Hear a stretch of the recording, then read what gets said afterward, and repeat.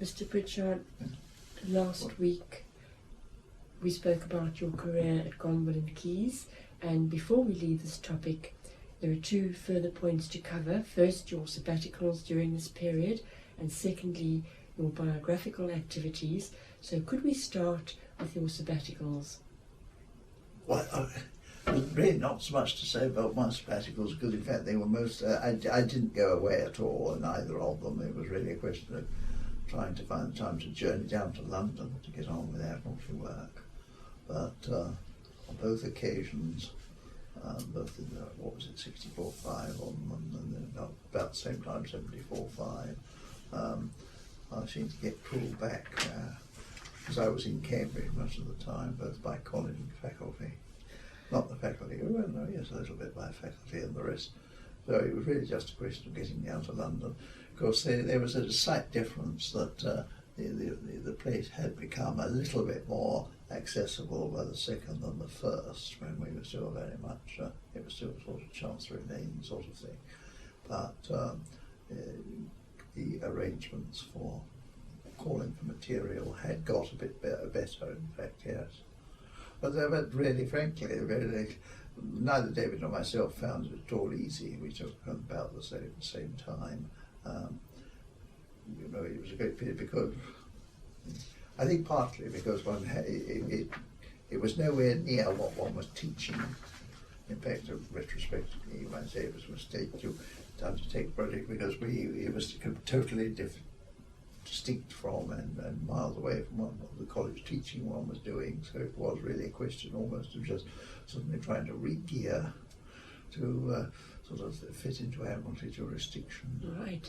But yes. But the trouble, I think neither of us had really realised just what a colossal amount of material there is down there, which is really an absolutely phenomenal amount. And, so you used your sabbaticals really to go through the material, yes. Look at the material, and bit by bit one began Yes. to realise that one couldn't hope to cover what we originally hoped to do, which was really almost the subject of which was covered, which was dealt with in the Admiralty Court as well as the Admiralty Court itself. David was by far the sort of, I would say, the hardest worker he was, because he was a phenomenal worker as David, but he ranged more widely, so in some ways he had more of a task still.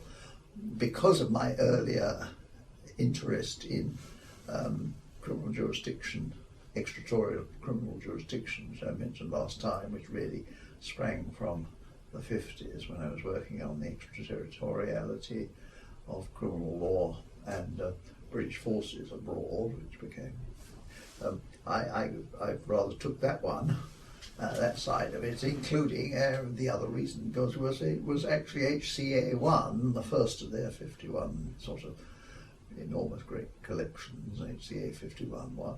They called it Oya Termina records. It was in fact the criminal records of the Admiralty Court. That's the Admiralty Criminal Court. And that in itself is really quite unique because it was set up in 1535 as a common law assize court, but staffed by civilian, that is Roman lawyer, civilian sort of clerks and the rest. So it was a curious combination of civil law procedure when the actual trial, however, was in criminal law, was in English criminal law and presided over usually by an English common law judge, though technically the one who sat in charge of it was the Admiralty judge. Right. So it's an almost unique as it were, combination of civilian and common law judge. Right. Must be about the only time they ever sat, actually, yes. side by side on the bench, and considering the same law. And it's really, in some ways that was interesting because we had by this time really decided we would have to concentrate on the relations between the common law and the Admiralty law, so the civil law and the clash of jurisdictions rather than attempt to sort of deal with the whole work of the court. Yes. The records are incredibly voluminous, as it were. I managed to read virtually all of the ones of the HCA1, and I think I mentioned last time, there's a much underestimated source of information on criminal law, because they are, I think, still the earliest continuous record of trials in criminal cases at what I call assize or High Court level. They go back to 1535, well, much earlier than the Old Bailey sessions, and they go on until, in fact, the jurisdiction was taken over in the 1840s. I haven't got the actual date in my mind. So you would go down... Session Criminal Court by the Old Bailey sessions. Right. Central Criminal Court, in fact, took it over, and that ended the, as it were, association with the Admiralty Court. But all the records had come to the Admiralty Court, because not only was the Admiralty judge the presiding judge of the court in formality, in a matter of form, but also the university, the registrar of the registrar of that court was also acted as the clerk of the criminal court, so that in fact all the records in fact came into the Admiralty Court. It's quite unique, I think, Admiralty Orient Termina records of Admiralty. It's called HCA1.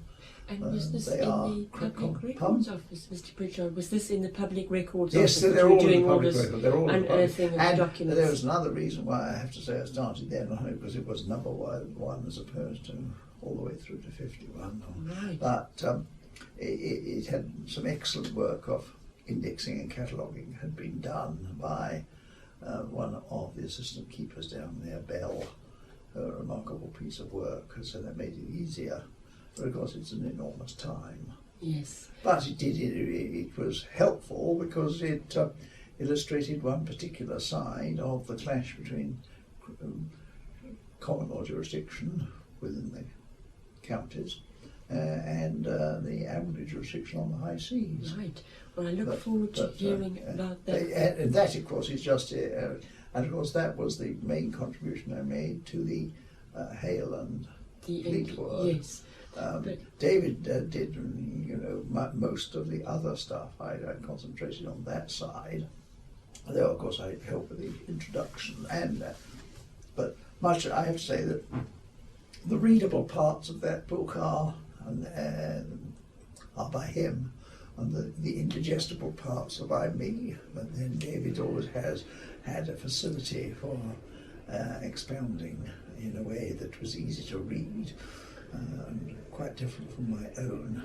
But we shared the work of the actual, getting the text of Hale and Fleetwood together.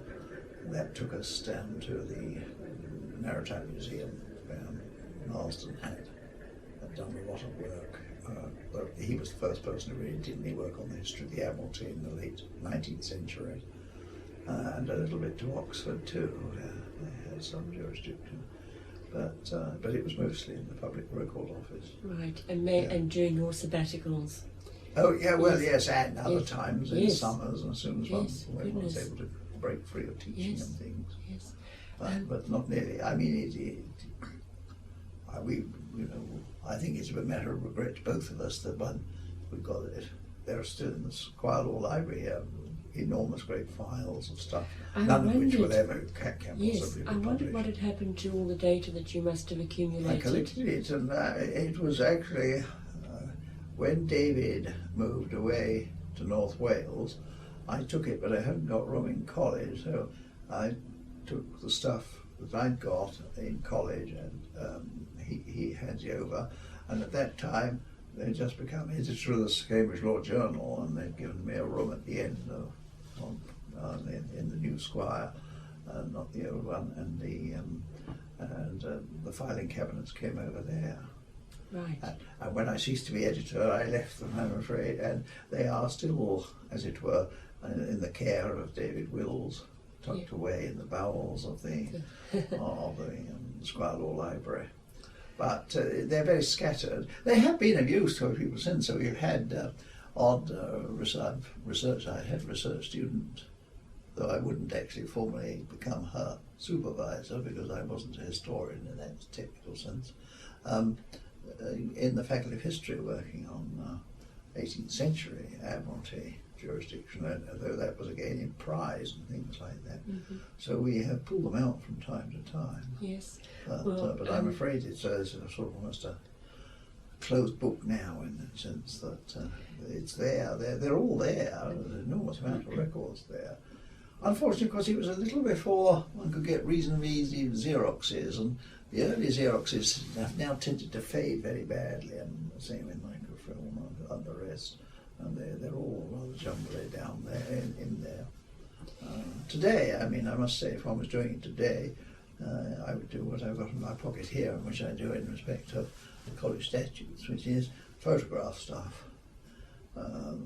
Using one's own camera has an enormous change. One can get the image of something, and even if it's a document that's incredibly difficult to decipher or even to read, one can photograph it and take it away. It struggles other times. So, Mr Prichard, can you tell us a little bit about the background and how this came about? The project, which began in 1960, was financed by Pilgrim Foundation. Yes. Yeah, well, it was really the registrar, Kenneth McGuffey, the registrar, was a very enthusiastic person, and he was very keen to have a history of the Court of Admiralty written, because of course there was very little indeed, and it was coming up for the centenary of the laws of Oleron and things like this, and he approached David, and David had told him and others at the Pilgrim Trust and the rest that he couldn't possibly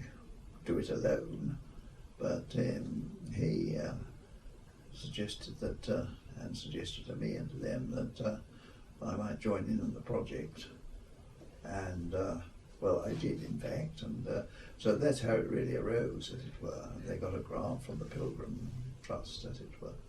Because one would have, one didn't. In the end, we used really relatively little of the Pilgrim Trust money because, as it were, the facilities for getting the stuff out of the Public Record Office weren't. It wasn't so much a question of money as a question just of the physical access of the things and mastering them. yes. So I'm afraid it dragged on far, far too long. But I think all David myself can say really is, you see, that it was quite totally remote, unfortunately, from anything we were actually engaged in teaching or researching on in our ordinary work, either in college or in the university. I think both of us recognised that, one had to wait till the end of term and then just sort of then turn almost from that set of files and things to a totally different one. Professor Potter had originally been commissioned by the Selden to edit these materials, but he didn't do it. No, that's right. Yes, that was yes, and it, or rather, yes. Potter, had handed the job on to Albert Peralfy, who taught me in King's London, as it were, and I was very friendly and friendly. And he collected quite a lot of material, but yes, but of course he had to do it just towards the end of the war, or just about the war period, so that he was working in, as it were, even more difficult conditions with the Public Record Office at that stage, and much of his work was more concerned on the common law side. But he was very helpful. He handed over a lot of his material to us many years later, and we went down to his house at Wimbledon and had a very pleasant day, and he handed over his material. But it's very difficult. It wasn't really possible to conflate it with much of what we'd collected. Very interesting. As I say, in a way, David was the hero of that, if there was a hero, in the sense that he did quite a lot of different parts, some of which got published, but some never did. The part about the sink ports and Scottish Admiralty and things, all of which had their own little story, but all of which really are sort of a fairly large, demanding task in themselves. But as I say, we fairly late on in the 70s, I think it really was, we decided, can't remember now the dates, that and that really we would have totally to restrict what could possibly be published, and that perhaps the most interesting side, at least to sort of modern lawyers, would be the jurisdictional side, and the clash between the common law and the admiralty side. And that could be very nicely brought out by comparing and looking at two works, Fleetwood and Hale. Admittedly, they are both common lawyers' works, rather than the civilian works. But the civilians didn't actually write anything quite as neatly compact as Hale and Fleetwood's. And Hale had actually been his work, his if you like, his book, not quite book, but his writing on jurisdiction, the admiralty jurisdiction,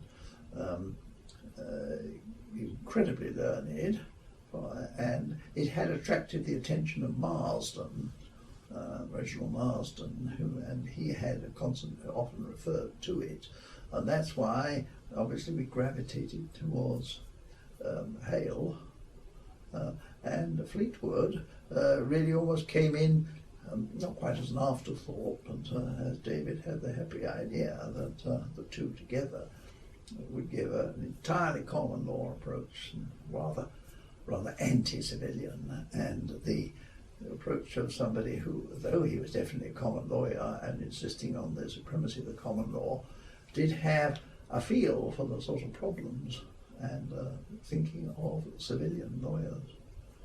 But I have to say, I think both of us found, and we still, even if we ever went back to it today, which we certainly won't go do, but what is an almost, it's very difficult both to explain and for others to understand, is the totally different mindset and way of thinking and expressing themselves that the civilians had, so that if you pick up a common law report, Cook's reports or Spellman's reports or something, they may be inadequate and you can find distinct wrong, but it's not a question of already having an acquaintance with what they say, but on almost any subject you can follow their reasoning, which is very much the common law reasoning,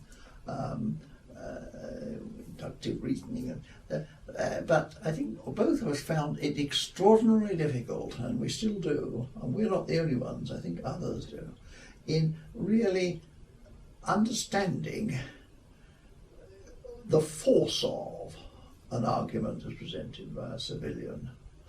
At the risk of bringing down the wrath upon comparative lawyers and European lawyers, it's a bit like the difficulties which I think common lawyers have today in trying to understand, as it were, judgments from the continent, where they go on and on and on, not being rude about them, but you know, a very long time, and then reach a conclusion which doesn't seem necessarily to, as it were, follow logically. It's not saying it's illogical, but somehow it comes to a conclusion which suggests almost that the processes of mind, the thinking and the deducting, don't appear there. You know, it's just this and therefore that, and therefore some third. But a whole lot of things which are put out and then a conclusion is reached. I may be doing it total injustice now, you see, but in fact, that as it were, there are a very large number, beautifully elegant and very clear what they say, but say about 20 points or something like this, and then the conclusion, but you can't be quite sure which of the points has really been effective. But I'm not trying to be, I'm just trying to explain that the common lawyer has that difficulty also, and I think and that did in the 16th century, because then of course it was a good deal more difficult because they were scattering across references without trying to explain them, simply because each of them, one civil lawyer would know what it would mean if you referred to a text in the digest. or a canon law writer or something, you see. That it would just be almost the reference was enough. You didn't have to go further. I mean, you didn't have to set out what the text of it at all. But it's remarkably difficult for common lawyers coming 500 years later or 400 years later. Yes. Also to procedure, civilian procedure. I have talked to other Scottish lawyers and the rest who are slightly closer to it, but they find it, I think, equally baffling really to work out exactly how cases actually worked in the civil law courts. In the common law courts, we got so used to it, and we know all about writs of arrest and all the rest, and capias and postponements and the rest, and pleading. But the procedures in the Admiralty Court were very different, but of course, and that's why one had to give a good deal of attention to the whole concept of proceeding in rem. But how ironic that it has now come to the civil lawyers again. Oh, absolutely. Yes, I think the if wheel one was has doing come it, full circle after yes, the roles of I'm honour. sure. Yes, I'm not. I'm not, as it were, commenting adversely on the civil law approach or anything like that. But that it was at that stage totally alien, not only to modern common lawyers who tend to look down their nose and anything over the sea, but also to most common law legal historians, because they had been so much concerned with common law pleading, common law procedure, and common law writings and judgments and their accounts of cases. But you see, there are virtually no accounts of cases because a case didn't have any particular importance. Right. What was important was, as it were, the text upon which the judge had, to which the judge had referred in that case. And so it is extraordinarily difficult for common lawyers to get into the mindset of a civilian of that time. But no doubt that's why I, as it were, I'm quite relieved that I retired before I had to deal with European law. One of the reviewers, Wiswell. Oh yes, Frank. Yes, he was my pupil. Frank was my pupil. He tells of the great excitement when you uncovered in 1966 the Admiralty Bill indicting Henry Hudson's crew for mutiny. Oh yes, I remember that one. Yes, I found that one. Actually, it's still in my mind. I think there is a Xerox copy somewhere in the Squire Law Library bowel of the actual the indictment of Henry Hudson, not Henry Hudson, of the prisoner for. Yes, one could trace it down. It gets in the Oyo and Termini record from the James I. It's one of the HCA records. I have got a Xerox of it. It's somewhere in the. As it were, in the bowels of the Squire Law Library. Oh yes, I remember that. Yes. Now Frank was a very early one of my really quite outstanding research students. He was at Clare, if I can just interpret a moment. He came over because he had been an American maritime lawyer, and admiralty jurisdiction in America has always had a rather special place that it lost in this country, because it is in fact a federal jurisdiction, so that they've had the same problem of federal jurisdiction and state jurisdiction, and therefore many of the problems that we had in the 17th century are much more, that American maritime lawyers are much more aware of it, you say, federal American, and of course they've always had this notion of the Admiralty Court of America being the, I forget the word they use in America for it, almost the guardian, the guardian of the seaman, you say, as opposed to the officers and the rest. And they've always had that, the sort of charitable notion. So it's always been a big subject in America. And Frank came over to do a history and did a remarkably good PhD. Quite remarkable. One, I may say, which Clive Parry was appointed the examiner, and Clive, of course, is was quite ferocious examiner. He didn't. But I remember his telling me he wrote a rave review of it for the faculty board, a degree committee at the time, more or less simply saying, I can't remember it at all, but I mean, it was basically, this really has been a most enjoyable task, whereas reading most PhDs is a complete it's torture, as it were, this one, really. And so he wrote a rave review, and so, of course, he got, I think, the York Prize as well, but he sailed through his... And his book was published, and has always been a very good... I'm not sure that I agree with Frank about the origins of the... In fact, I'm fairly sure I don't agree with him about the origins of the action in Rem, which was what... But he was only concerned with the 18th, 19th century. David and myself were largely concerned with the 16th century. There are 3 centuries between. Yes. Something else that he mentioned in his review, he gave a very colourful account of Kenneth McGuffey, who apparently kept champagne in his room during his last days. He, of course, gave very generous support to the project. Oh, well, he was really the... Yes, I always feel, sad that he died before we could even get out the Silver Society volume, because he had been terribly anxious to see a grand account, history of the Court of Admiralty, and well, for a long time we tried to do that and produce, an account of the history of the court, but even that proved far too difficult. Not difficult so much, but just too vast a project for just 2 persons. We haven't got any research assistants in that sense to undertake. And also too, I think the trouble was it was down in London, and one was just coming back with some forwards, and it's not at all easy. No. But so we concentrate, as I think it said in the preface, we decided in the end that to get something out, we must do this.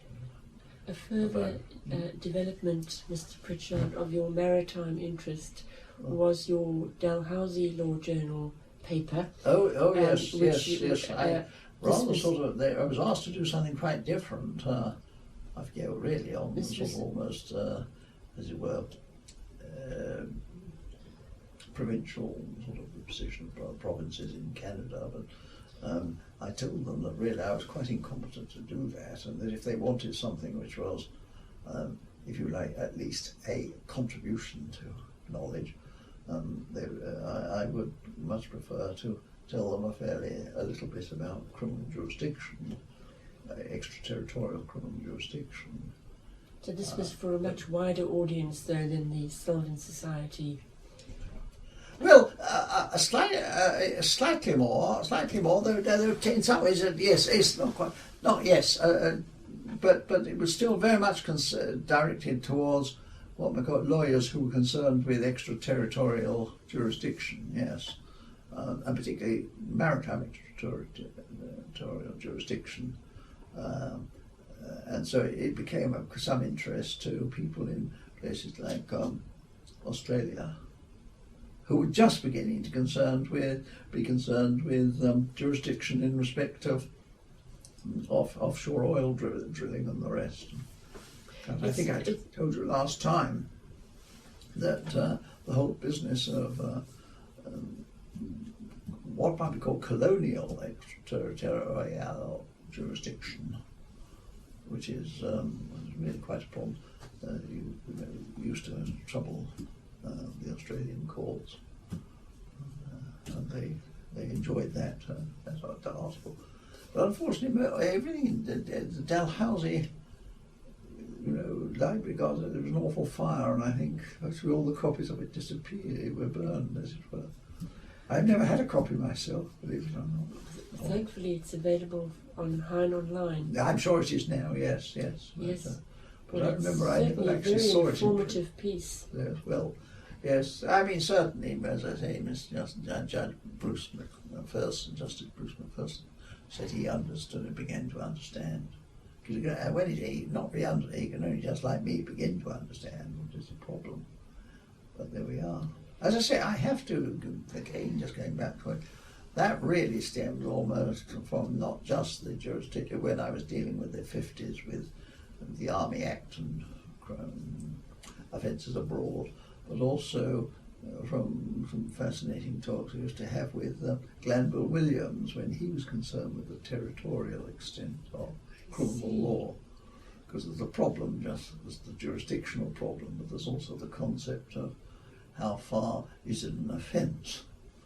Not just who could try it, but is it an offence for somebody, say on a British ship flying a British flag, to do this or that. I must say I'm slightly reminded of all the fuss and agony over all that subject throughout the centuries. It was a very long one, because it's affected not just things like piracy, murder or theft at sea, but also things like smuggling and things of this sort, you see, which might be more considered revenue offences. I occasionally think of it today, of course, when we have this problem of extraditing people who may have been acting in this country for activity which is not technically a breach of English law, but because it has repercussions over the Ethernet or wherever it is, say in the United States, constitutes an offence in the United States, and the whole problem of extradition. Yes. Then you can just see what we're getting into there. But it occasionally reminds me of the problems of who should try, things like who should try Britain for some sort of offence committed on the River Tagus. I remember, for some reason I cannot remember much about it, I had to dig that one out for Gonville Williams. Well, your earliest paper, which I managed to find, was published when you were 27 years old, and that was your Army Act and Murder Law, which you've alluded to. Yeah. And were you interested in military law and later the Admiralty this must have stemmed from your time? I had no interest. When I say I had no interest, I had no particular interest in military law in the slightest, until the Cambridge Law Journal wanted an article done on Page, who had been, Sergeant Page, had been arrested for an offence, again a sort of semi-smuggling one, in Egypt after the Second World War, and who should try him, and how to, if a British military court had tried him, what law did they apply? You see, I mean, is it the ordinary criminal law or what? You see, and Page had to deal with that subject. And I remember they wanted Garth Moore to write a note, and Garth said, "Oh no, he couldn't really take this one on. It was too wide." And so I forget who was the editor of the Cambridge Law Journal at that stage, but they asked me to do was supposed to be a case note, but as so often with things, as soon as I dug into them, case note wouldn't do, so it turned into being an article. But that started me. I was getting interested. Yes. But I didn't take it further. I mean, because I am not an international lawyer in the slightest. The one subject we never taught. We were never taught at London. I'm not grumbling about that. But we weren't taught international law at London, and it's been a closed book. What David and myself did on Admiralty would have been better if both of us had been international lawyers, because much of the work, I may say, on Admiralty jurisdiction appears in American international law journals. There's a vast amount more in American international law journals than in any English work on the history of the Admiralty. But your early work, it seemed to me to be the beginnings of your later interest in jurisdiction. Yes. Though I was, but it got, as I say, it was slightly accidental in both cases. The one is that, the Cambridge Law Journal wanted me to write on R.V. Page, and if R.V. Page hadn't come before the courts at that time, I don't think I would possibly have given any thought to this. I'm a bit too easily distracted by these things. And you then with the Admiralty jurisdiction, it really almost, I know it sounds No, but the average criminal jurisdiction was Oyen Termino was ACA1, and it was the first set of files, and having got down there, it was very difficult to leave them. They take a long time to work through. Or I think I read most of the trials between 1835 and 1848. I learned an enormous amount about where little ports of the Zuider Zee in Holland, because their little fishing boats, well, not fishing boats, but their little trading boats, tended to be the ones out of Monnikendam and places like that, Volendam, tended to be particular sort of they were particularly subject to pirates in the Channel for some reason. At least all I can remember is laughing. I mustn't waste time, but trying to remember exactly, or trying to work out exactly where Monnikendam and Volendam were, in the Zuider Zee, because the ships that had come in it was the owners of those ships who said they'd been raided by English pirates in the Channel or the rest. And the English did well try them, as it were. But there we are, so yes. You also show a great interest in tort, specifically the whole problem of getting the action correct and the evolution of the notion of negligence. Oh yes, that yes. Again, that is that I might say I think is the work which, in retrospect, because I noticed that proud. Well, not proud. That's the wrong word, but I'm glad to have done. But again, there I should say that it's very much it grew out of discussion actually in the tea room in the law faculty with Glanville Williams, because Glanville Williams had he was just commenting upon, to me, he pretended to sort of, that he'd been reading a case in the 19th century, and he said, I think, that's very interesting to show that there were a number of different causes of action pleaded. And he said, and he got me onto it, more or less, or at least I got onto it, to say, well, now, why was it that they chose to plead in this apparently one way and then a totally different way for a second plea, all in the same case, you see, and the third, were just not so much what was the intellectual reasoning behind it, but what was the practical reason for doing this? And that's really got me interested in sort of the action on the case and why. Well, the big problem at that stage was really that Winfield had said years and years ago, even before the war, so he's an artist, that there was a great problem. Why should plaintiffs choose to sue in negligence and accept a burden of proof, when if they had sued in trespass, they wouldn't have the burden of proof? And yet they did, and yet in fact they came almost totally to sue in negligence and not in trespass. In other words, they choose the action on the case. And Glenn was saying, it's interesting, yes, he thought that, in fact, really the bright idea came from him, but I took it on to say, well, to find the reason why it should be that they chose the apparently more difficult task of bringing an action of negligence, which is an action of the case, but which requires a burden of proof which is much heavier, rather than trespass, which was the obvious way, and which, as I say, Winfield, I think I was able to produce the solution, but I'm not blowing the trumpet, but I do remember Toby Milsom said how enormously he enjoyed the diagram that I put in. I think it was about the only diagram that's appeared in the Cambridge Law Journal, the quadrants, the 4 quadrants, and what the advantage was to the plaintiff in taking 2 quadrants rather than the other 2, as it were, the lateral rather than the bias. And he did me the compliment of saying many years later that he used to enjoying sort of reproducing this in his class in London. But there we are. Really, that is Legal history. Yes.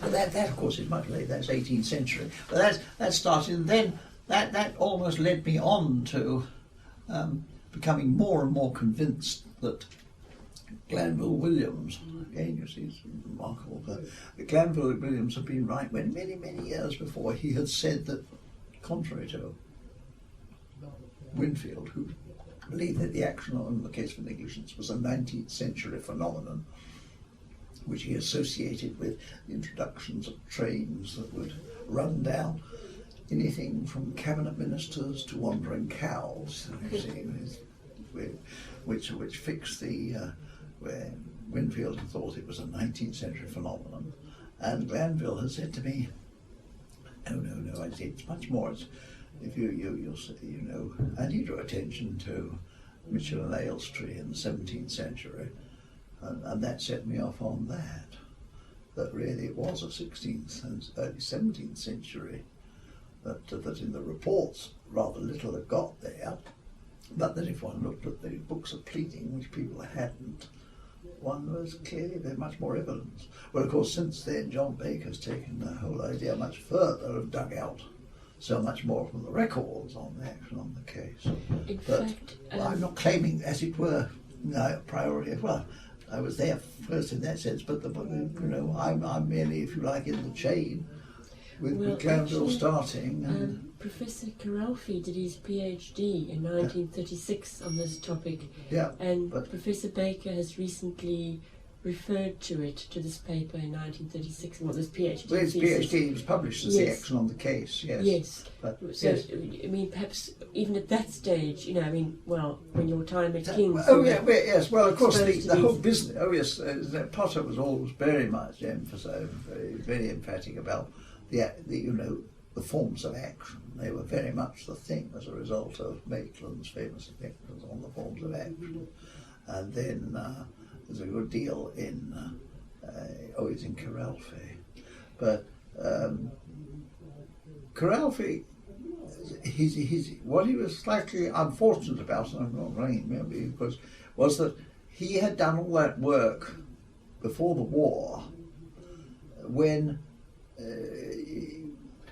there was a sort of dominant theory still being projected by, it had grown up in the common law ever since the time of Cook, etc., upon the whole notion of the relations between action on the case and action of trespass and things, and this idea of a like case, that one was a sort of slight extension of the other. And he was still living in that and doing all his work as a young student in that. And as a result, of course, he really was a bit too much, or was still dominated by the views of people like Holdsworth and Winfield. I do remember when I came here that the blinding flash of the obvious is the phrase that Toby used to like.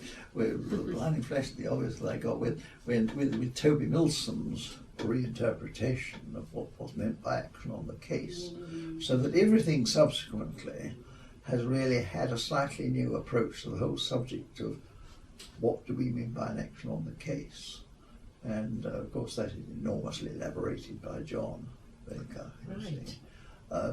So that Albert's work on action on the case is enormously valuable for the information, but it as it were, it's a pity that it was presented before the new, if you like, light on it, because it would have been, as it were, seen in a slightly different light. Yes. But there was an enormous, incredible amount of work that he did on it. But I may say, you see, that was the action on the case which he had done as a student or as a youngster. And on top of that, there was then the work on the Admiralty jurisdiction, an enormous amount that Albert did, which that was never published, as it were, though in fact I'm sure that we give them due credit, in fact, in that volume. But it just shows, but it's interesting for somebody like myself to look back and see, it's curious how you build up a corpus of information that sometimes you have to, when you go back to the earlier stuff, you're hunting for the information, but you look at it in a totally new light, and it makes it much more difficult to make deductions from the earlier stuff. Yes. I can't explain it very clearly. Yeah, no, but certainly you see with negligence, I mean, Corelfie was still very much, I think, dominated by the Winfield idea that negligence as an action on the case is an offshoot of trespass, which develops predominantly in the 19th century. Of course, he was aware of some of these early cases, but I don't think he quite... When I came to look at it, of course, I, if you like, had the hindsight and enormous help of having both, if you like, Glanville Williams' suspicions or views about it, but also too of approaching the action on the case in the totally new light that Toby Wilson had really been casting on it since the 1950s, as it were. So Toby's, I mean, there's almost been a revolution in the approach to legal history by what I'll call the legal historians who are lawyers thinking. There's been a transformation since Toby's early stuff on action on the case, his 3 articles of action on the case. Of course, I mean, I'm not right now, there are other sides of purely the historian approach to the Middle Ages, and there's far more work there, an incredible amount. Then, of course, on top of that, John Baker goes and never stops, just producing endless amounts of material, which is really at a slightly later stage. Yes. But it's been fun to come to be alive at the same time as all 3 of them, Glanville and Toby and John. And David too. Yes. We've been very privileged, we're very lucky in Cambridge, I think, with legal history in that sense. Yeah. Mr Prichard, before we move to your later project, could we just come back to the biographical compilation that you did with J.B. Skimp? Oh yes, that's really, a totally different sort of way. It was really very mechanical. It was not an intellectual process of law or something. It was totally not. It was an enormous amount of work. No computers. This is what the mind boggles. How did you actually manage? Well, I mean, just had to sort of.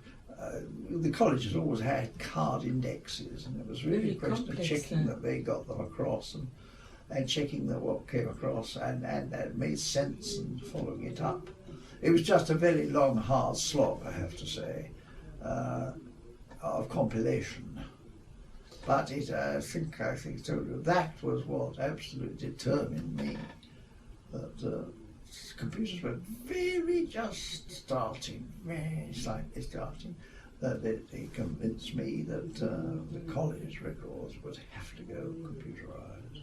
Having done that as senior tutor, then, as I say, I got appointed chairman of the examiners, and I couldn't resist, as I should have, to computerise the tripos.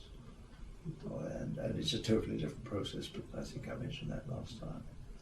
Totally different from the beginning to the end. Yes. I mean, previously you just had collection, for ladies writing things down, taking hours and days and days and days. How did you actually meet Skimp? How did you? Skimp had done much. Skimp had done most of the work of the actual and all the introductions of his work. He was a former fellow of the college. He was a classicist who was a former fellow of the college, and he lived in Cambridge and the college just simply asked him as an ex fellow of the college to undertake that biographical history, and he did it entirely, with the assistance of the staff.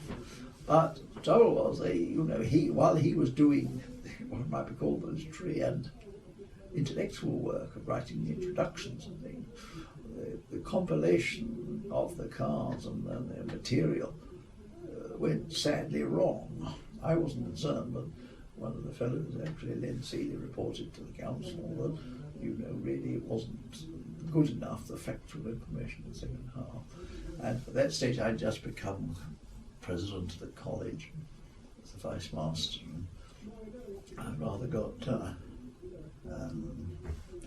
sort of dragged into taking it on. And Scamp was perfectly happy. You see, Scamp realised he really hadn't got the control over the staff. And I wasn't. If you like, I had the authority as being vice master of the college, but I wasn't a tutor or senior tutor. And I wasn't in charge. I didn't employ the tutorial office staff, but it was very largely tutorial office staff who dealt with junior members' records. But you know, I really just had to settle down and do it myself. Did you? I may say with the family. Actually, Yeah. My children helped. Even though they were about 13 or 14, they would come in and try and check through. Did you? It was a slogging job, I must say. Okay. Did you play any role in maintaining these records after 1978? Oh yes, I did certainly. Because I became a couple of years later, I became senior tutor. You see, I think I mentioned that from being president, I switched, you might say, or switched downwards to being senior tutor, because they needed a senior tutor and they needed complete reorganisation. And because I'd taken over the idea of computerising the records, I had the job for the next 10 years of Right. checking they were all right, as it were. Right. They've been computerised ever since. And as I say, from that it spread to having to take over the tripods, examining. Yes. So, Mr Prichard, your time as editor of the Cambridge Law Journal. Oh, yes, that was much later, yes. Yes, that was Yes. something we. That's just after I retired. Do you have any memories of that? I mean, were you ever in a position where authors were perhaps a bit miffed because you turned down their articles? Well, if they did, I didn't really get the impression that they were miffed. You has to turn people down, and I think one or two were a bit, not quite a bit upset, as it were. But more, I found sort of a lot of gratitude to the editor for trying to help people when they weren't publishing it. One does the technique of sort of of possibly gently suggesting to somebody that a particular paragraph or sentence might be a little bit more clearly expressed, and it takes a bit of tact, of course, and sometimes one's successful, sometimes not. And also gently pointing out to some people that really they have made a slight error, that Strasbourg is spelled a little differently. That's all right, but if they are fairly senior judiciary, it's a bit more tactful, you see. But they took it all in good part. Yeah. Oh, no, I mean, it was actually a very enjoyable work. I enjoyed being editor of the Cambridge Law Journal very much. It was, I have to say that it was, again, I think I mentioned last time, I was really rather unfortunate there, just like the biographical history going a bit haywire from the printing and publication point of view and having to take it over. The Cambridge Law Journal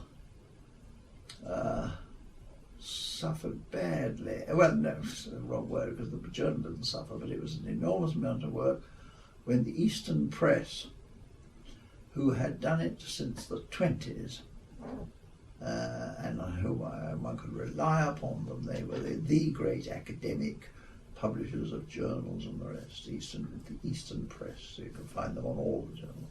They got taken over by one of the almost newspaper type printing authorities. I forget which one it was, and mostly one of these big conglomerates in the Netherlands and the rest. And they effectively ran down very quickly the whole of the Reading printing press. Reading had been this printing area and all been done there. And I can remember it was I can vividly remember how different it was. The early issues, the very early issues, one could be a proper editor of actually concerning himself purely with the intellectual content of the material, and you could leave it to the press to set it up on the right page and technically point out if something seemed to be slightly wrong. And I've forgotten the name of the man. They'll have to look you up.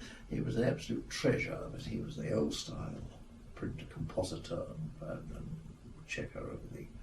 And then of course they just simply shut the Eastern Press down, and they outsourced this to, as it were, little firms in Wiltshire and Somerset and places like this. And then it was extraordinarily difficult. So in the end, and this one in the end fell on David. We just had to abandon the whole and really say we was doing it with the University Press. I had in fact started. We decided the University Press was our go, and of course handed it over there. So it's all done there now. It is printed by the University Press.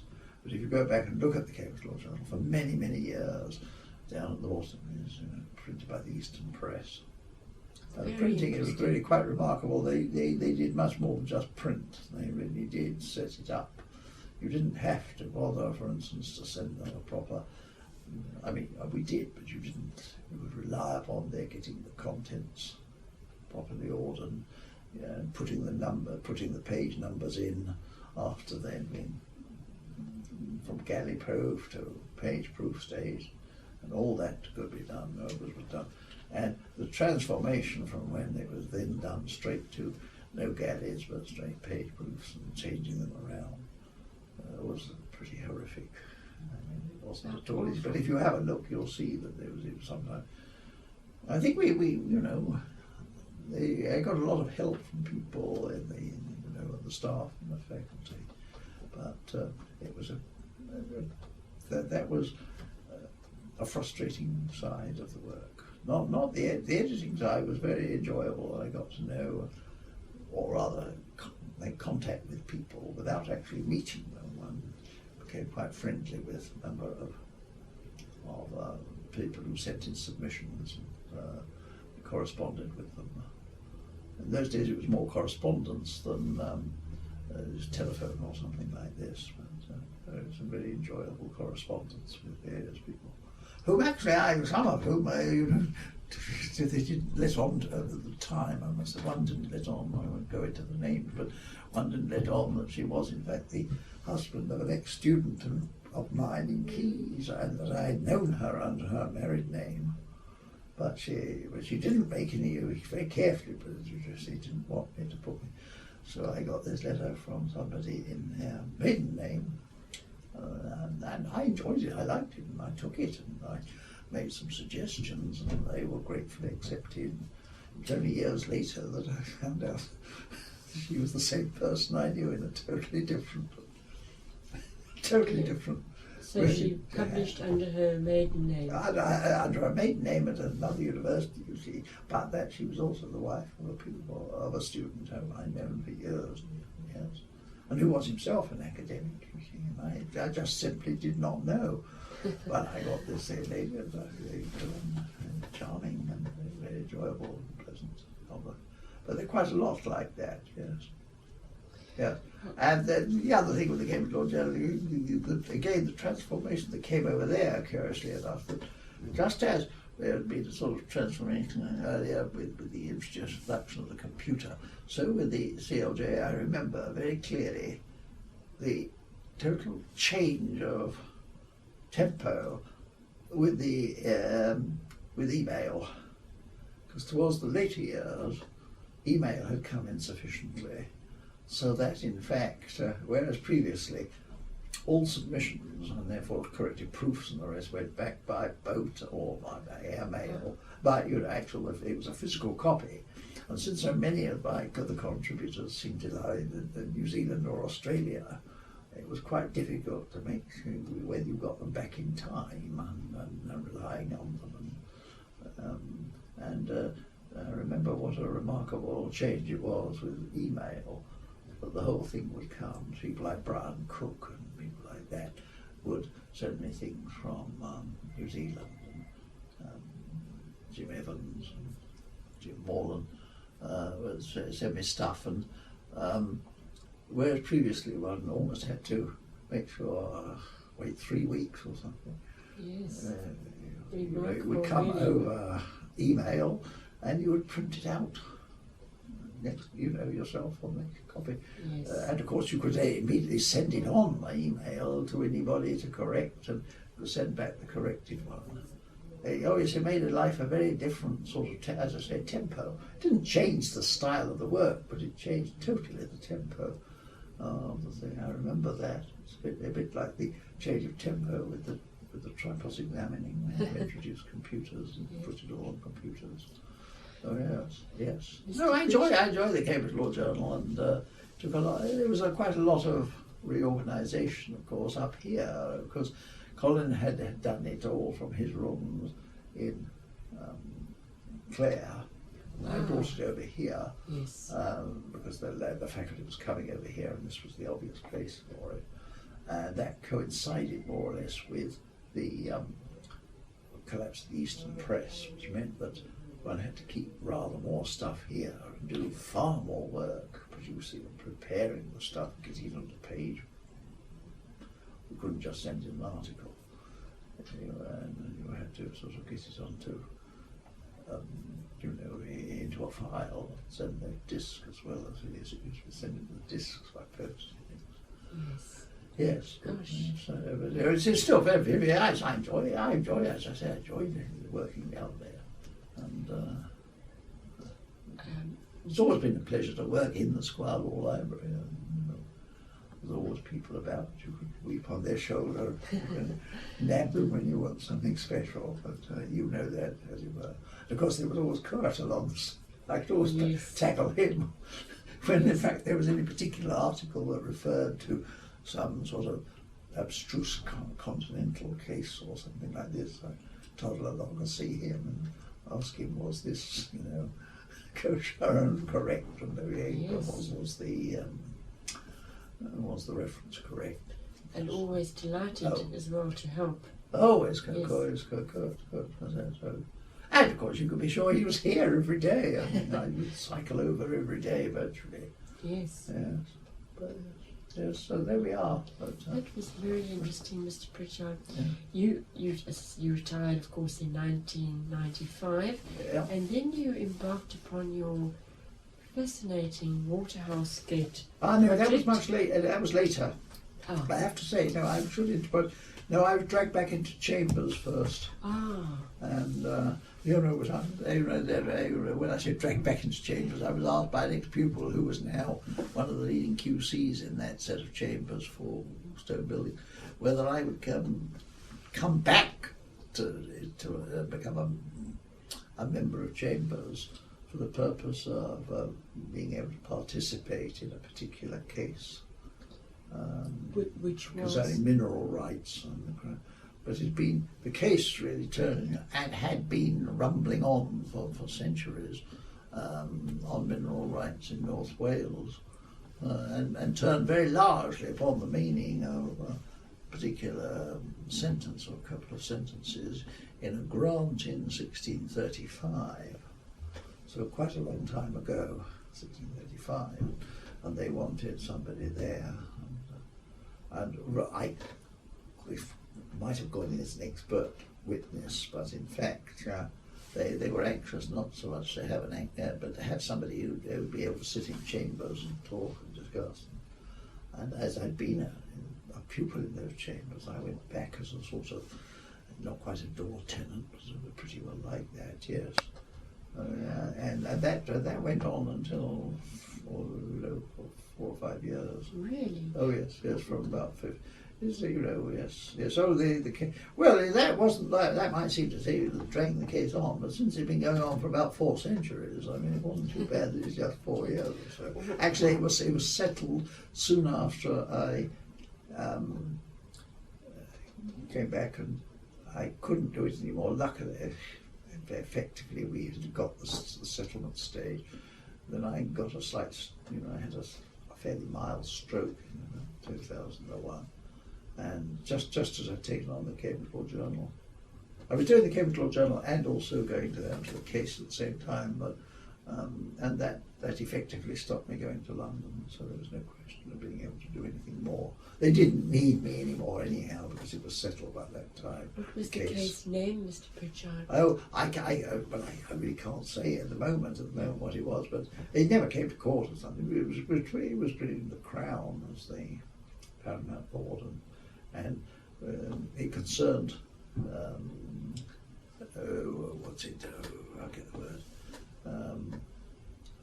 Bromfield and Yale, the lordship of Bromfield and Yale in North Wales, but mining rights there and the rest. And, no, it was fascinating, and we needed help in the end, because John Baker was then dragged in on the other side, so that was really, he and we would be going down on the other sides to fight each other. It never went into court, it was only when it got to arbitration.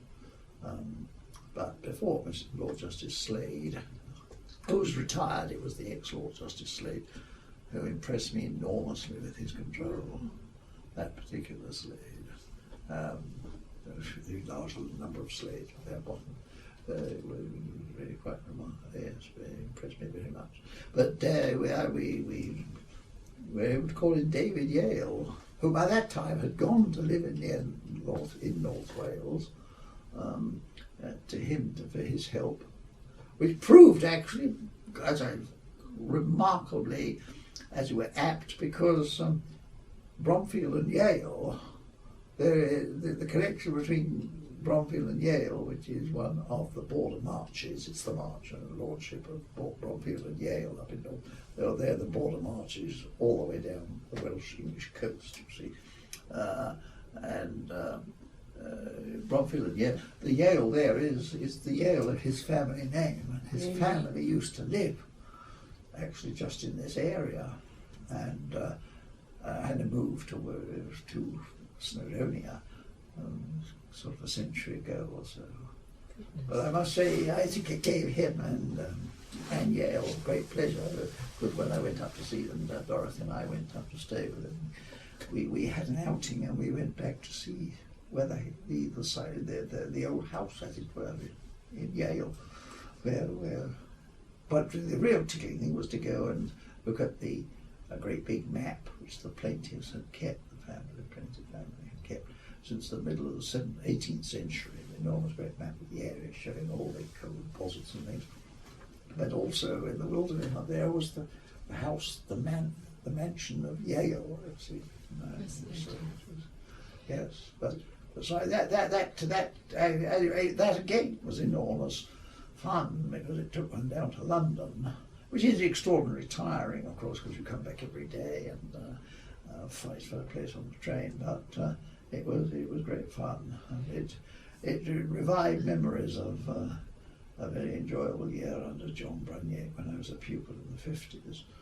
But it was slightly amusing to go back as a tenant to the chamber, sort of approximately 55 years after I'd been there. They'd all gone, of course, and changed. There was nobody there left, but they knew the people I'd known, as it were. So, Mr Prichard, did you remember the name of the arbitration tribunal and what? Oh no, it was just a sort of. No, it wasn't a tribunal. It was just agreed that they went before arbitrators between. Right. It wasn't a formal arbitration. No. It was just under the Arbitration Act that the two parties felt that since they would prefer to go before an arbitrator rather than a judge. Right. So just an. Of course, they had to be silent. You know, I mean. As in the case, I was not for this case particularly, but I remember being told that the great thing about arbitration wasn't that it was cheaper, it wasn't that it was swifter, it wasn't that any of the usual advantages of arbitration that are usually put on paper as the reasons for going to arbitration. It was none of those. It was the real reason why one always went to arbitration was one was able to choose the judge. Not both parties could choose a judge who was really competent in the subject. Right. I'm not saying you choose your judge in a sense of pro rather than probably bias or anything like this, but that you knew that this one, for instance, you see, required a real ability to understand documents in the 16th and 17th century Latin. And we had the enormous advantage of having somebody who was not only a judge of the, had been a judge of the Court of Appeal, but had also been a very, very good classical scholar. So he was at home straight away and reading all these documents. But Yes. that was all, yes. No, he's really, I mean, it was, we just went and sat, not in a court of arbitration, nothing like that, but just in an arbitration. The parties just hired a room in Middle Temple. Right. And the Middle Temple had various arbitration rooms. But it was the nearest I really got to court. Yes. I mean, I got there, I never actually had to appear before their lordships. I'd been in the court in the 50s. But this was just going back. But that took me through before the Cambridge Law. Then there was the Cambridge Law Journal. Then, if you like, coming on to it, I'm afraid since then I've rather been preoccupied, well, in fact, I was entirely preoccupied with college and college history and the matters. The first one was the Gate. This a fascinating piece of detective work. Yes, it was. Yes, it was detective work. Yes, one of my pupils said that I really ought to have made my fortune, not by legal history, but by writing detective novels. But no, yes, yeah. But again, it was a long job because I'm not very quick at picking these things. It took things to dawn. But again, it was the same sort of work in legal history where you have to say, well, just what was in the mind of the person when he did this? Not so much what was the effect of it, but what was in the mind? I mean, just as Toby Milsom's technique of saying,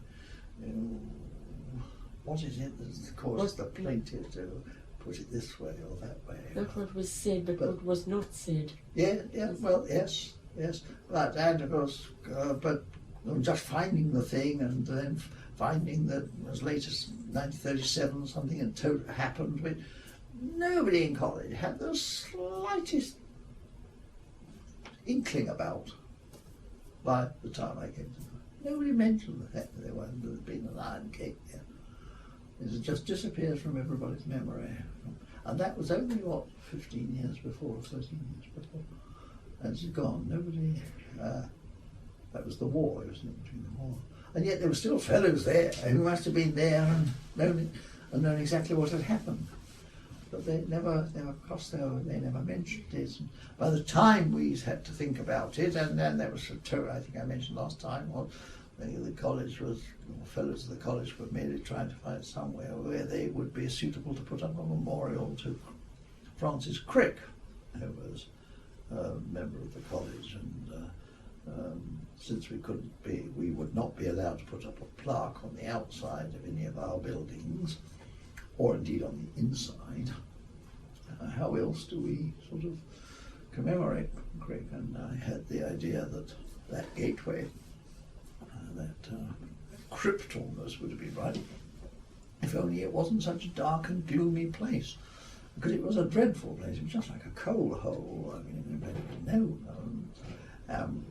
I became more and more convinced that if we get rid of what I call, what to take the tympanum above the gate, that's the semicircular arch, that would throw light onto the place. And looking at it from here, you could never see that. You could no, it was just black, dark.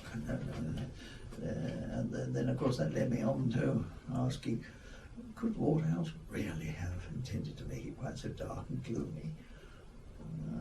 Bit by bit, the penny dropped that no, he must have put in a metal gate, and one just assumed the metal gate had gone, or in fact that it had never been put up, and for a long time we thought it had never been put up, and there were arguments, and I was trying to persuade the fellows, and going back and looking at the Francis Frith collection of photographs.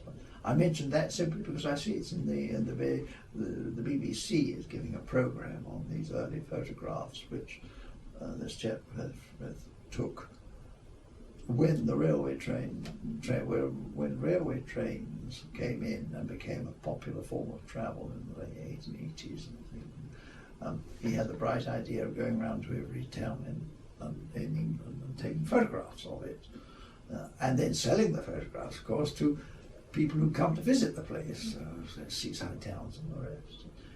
And so, of course, the Frith collection is still a going concern. There's the most enormous collection of photographs, photographs from the 1880s, 1890s, and all the time they continued doing them.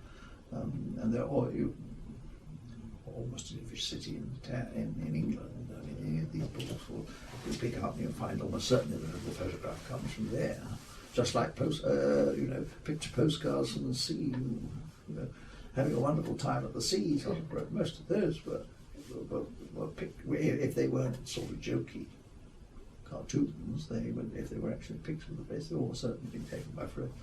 But I remember being put onto those and sorting through those and trying to see whether there were any pictures with the Great Gate. And finally finding there were, definitely. And then the next problem was, well, what happened to the gate and when was it removed? But it's all in the book, as you know. But it took a long time. The memorial, Mr Prichard, what form did the memorial to Crick eventually It hasn't take? taken anything yet, no, is it? As it were, but I think there will be something there for, in fact, I'm sure there will be something there for Crick. But of course, you see, as it were, once I'd, if you like, lightened it up by putting the iron gate back, they're now all enthusiastic for using it for Crick. Whereas previously they poo-pooed it, didn't they? I see. But there is a plaque to you, though. Yes, they insisted on putting up one there, yes. And I won't say over my dead body, but I was not enthusiastic about it at all. But I just simply wasn't. There was just one against 110 fellows, whereas I managed to persuade the other 109 or 110 or whatever it may be to put back the iron gate with me when I found it. I didn't take on persuading them not to put up the plaques. But so it's only a little thing, and it's not. I hope I shall be. You'll be able Well, at to some show stage, me yes, the come plaque. and have a look at it by all means. Thank yes. you. At the moment, they're repainting the gate in the last couple of days. So, but really, it's not. It's a little fun thing, the plaque, which amuses my grandchildren, as it were, and they insist on photographs. Returning briefly to Crick. When he discovered the structure in yeah, 1953, DNA. Do you remember that occasion? Oh yes. He wasn't a fellow of the college, but he was a research student of the college, and what I might almost call a very senior research student of the college, in the sense that he was much older. He was in his 30s. He had, if you like, been a clear, very bright scientist before the war. He had then been on Admiralty scientific work during the war, and he'd come back and been accepted as a research student to work in the Cavendish laboratory, but under Bragg, who was the Cavendish professor. But the subject he was working on from that point of view was not what really interested him, which was, of course, DNA and the structure of, which was much more a question of crystallography, and in fact he wandered off from crystallography onto what might go today, which is called sort of biology. And and he was, although he's a research student, he was of sufficient eminence and age that we made him a member of the room, so he would come in and dine fairly frequently, in fact. Do you and remember always very him? lively. I read that he had a very infectious and reverberating laugh. Oh, absolutely, yes. No, it was always fun to as it were, be dining the same night as Crick. Yes. It was good fun as Crick. And, yes. He was a good chap. Very lively, very friendly. That sums him up when he's an infectious laugh. Yes. I mean, was there a special celebration when he was awarded the Nobel Prize in 1962? I think at that stage he'd become a fellow at Churchill, hadn't he?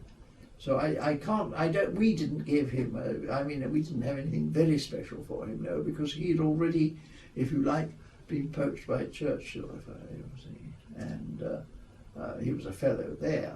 He was still a member of the High Table, and in the course of time we made him an honorary fellow, yes, but as such he was, there was Churchill College had just been set up, and he was one of their fellows. And, well, I suppose in those days, you didn't really give a sort of special dinner or celebrations for a fellow of another college. Not anti the other college, but I mean, you didn't, as it were, that was their privilege, and one didn't try and poach it from them. But he remained a member, and we made him an honorary fellow soon afterwards, yes. So he was someone you saw quite a bit of during Yes, his time. yes. Yeah. Much more before he went to Churchill than afterwards, obviously, because afterwards he was in Churchill more. But in fact, we delayed making him an honorary fellow because he was a fellow of Churchill. But I remember that we wanted to make him an honorary fellow, and he was always a bit embarrassed at that stage because he was just. I didn't quite know it at the time. He was just about to resign his fellowship at Churchill, which he did in protest against their building a chapel there, and so he was a bit embarrassed about, a bit hesitant about accepting an honorary fellowship from us at the same time. But he did. I'm glad to say he remained a very welcome visitor whenever he came back, which he did from time to time. Yeah. Oh yes. So, but as it were, in retrospect, posthumously, he is responsible for 2.5 years' work that I wish to celebrate him. But there's no great rush now to get it up for him, because it won't be until I think the centenary of his birth is about, I think it will be 2017. I think it's about 2017, so we've still got some years to go, but at least there's a place there now. Yes. I think, provided they don't mess up Waterhouse's work too much, I think I've always thought it's an admirable place to put plaques of some sort to people. Beautiful. Because they can be seen from the outside, and this one, it's already pretty well. I'm not concerned that I may say I've stayed clear of that. I'm not on the committee. They've got mostly molecular biologists and people on the MRC and medics doing that, and but they're well produced. They're well advanced with what they're going to do, and I think it will be quite. It will cause quite a stir among the public. Yes. But you see, one would like to put up something else. I think, well, we are Crick College, and not Church, not Clare. But for some years, Clare, because of Clare's association with Watson, was rather overshadowed. But I think we're all intensely proud of Crick and his work. And Mr Prichard, what of your other projects in retirement that you? Oh, well, at the moment, that one is really rather sort of overwhelming me, I have to say, which was that the quartercentenary of, well, in fact, the 500th quincentenary, not quartercentenary, the quincentenary of John Caius's birth in 1510, of course, came up in 2010, and we were starting to ask ourselves in the college of various things we should undertake to celebrate this, and one of the suggestions was that the statutes of the college that John Caius had, in fact, given to the college, because when he refounded the college in 1557, late September 1557, and the statute he gave, which he finally edited in 1573, published in 15, had never been really properly edited or printed, and then although the versions have been printed in the Royal Commission of the 1850s. They've never been translated, and one of our fellows, an ancient historian, suggested it would be an admirable thing if we just did a little translation of the statutes, and the fellows were very happy with that, and they said, well, who's going to do it, you see? The historian said, no, he was too busy, as it were, and we turned, of course, to Christopher Brooke, was all there, the great historian, was also very busy. The other classicist, the dean, she was also busy, and I made the foolish mistake of saying that, well, at least while I wasn't really competent, they were, because I was neither an ordinary social historian or a classicist, and certainly knew very little about the history of the college. And that's it.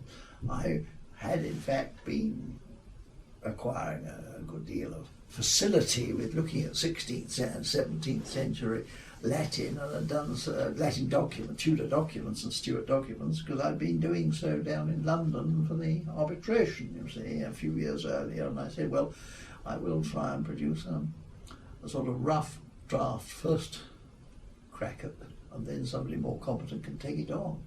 Well, what's happened is I've been left with the whole thing.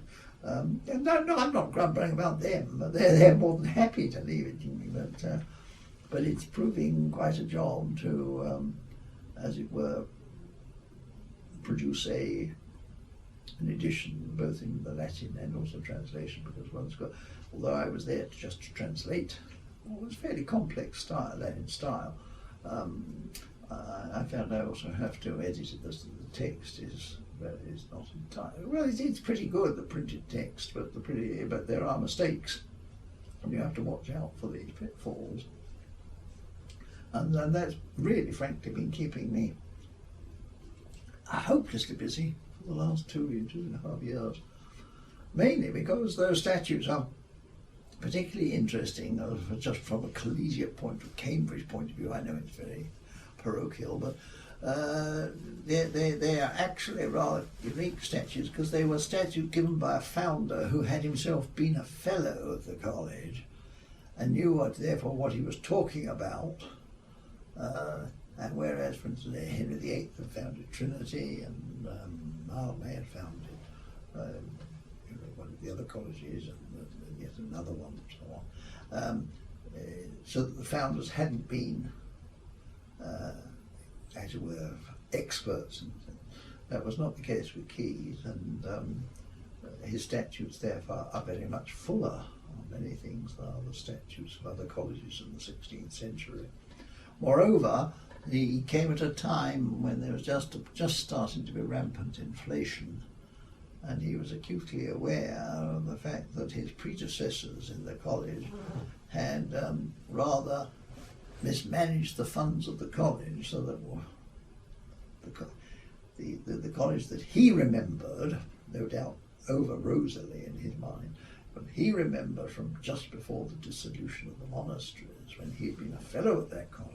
When he came back, he was horrified to find that most of the funds had disappeared, so that his statutes are far more detailed upon how to manage college possessions, which of course all land, far more detailed than any other Cambridge or Oxford college. I mean, they're quite remarkable. They have very precise statutory instructions about what terms must be imposed upon lessees of land, so that I really found myself having to call upon my memory of the history, of the history of English land law, in a quite remarkable fashion. Yes.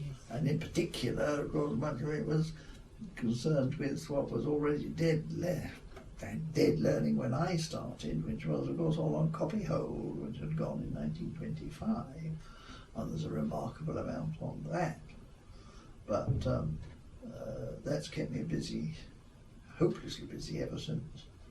Because not so much I've done the translation and the text, but writing commentary on it has involved trying to understand what remains of the college. archival record, the records of the college, particularly the financial ones. So I'm at the moment, again, having told them that I was no classicist, no ordinary socialist, I now found to my horror that equally I'm no economic historian, and therefore having to work out corn rents, for instance, and the prices of corn, and what he found. I mean, it's not important, but he was it affected very greatly the standing of fellows and the financial position of some fellows and students in the college at that time. So it's of relevance, but it's all completely new learning. I mean, economic history is a completely closed book to me, like so many other books. But that's ongoing at the moment. It really is taking far too much of my time, and too many other things are sort of having to be put aside and falling behind. But at least it keeps me active, I suppose. It keeps me going into the college archives most days of the week, but not for long. I have to be at home most of the time. So I shall get back to them here when I leave you. Thank you so much. Yes. Well, Mr Prichard, all that really remains is for me to thank you so much for these fascinating accounts, for which I'm extremely grateful, and I know that they will be of great interest to our readers, so thank you so much. No.